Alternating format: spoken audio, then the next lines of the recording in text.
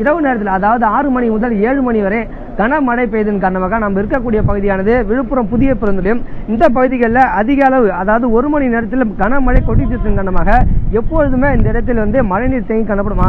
அதாவது இந்த மழை பெய்யும் போது இந்த பகுதிகளில் மழைநீர் தேங்குவது இருந்து வந்து அதை கட்டுப்படுத்துவதற்காக இந்த பகுதி ராட்சத மோட்டார் பொருத்தப்பட்டு அது மழைநீர் வெளியேற்றப்படும். அந்த மோட்டார் பொருத்தப்பட்ட பிறகுமே இந்த பகுதியில் அதாவது விழுப்புரம் புதிய பேருந்து நிலையத்தில் இருக்கக்கூடிய இந்த பகுதியில் கனமழையின் காரணமாக தேங்கி இருக்கிறது. அமாவாசை தினமான இன்று மேல்மலையனூர் அங்காளம்மன் கோயில் செல்வதற்காக பேருந்து பயணிகள் அதிகமானோர் இந்த பகுதிக்கு வருகப்படக்கூடிய சூழ்நிலை.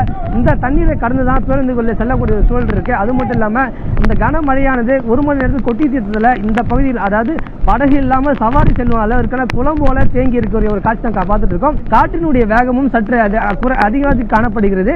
பேருந்துகளும் வாகன ஓட்டிகளும் தங்களுடைய வாகனங்களை சீராக இயக்கக்கூடிய ஒரு சூழல் தான் காணப்பட்டு வருகிறது. மாவட்ட ஆட்சியர் ஏற்கனவே பலமுறை ஆய்வு மேற்கொண்டு மழைநீர் தேங்காத அளவிற்கு நடவடிக்கைகள் மேற்கொண்டாலும் மீண்டும் இந்த கனமழையின் காரணமாக இந்த பகுதிகளில் மழைநீர் தேங்கி இருப்பது ஒரு அதிர்ச்சி தான் ஏற்படுத்தியிருக்கிறது.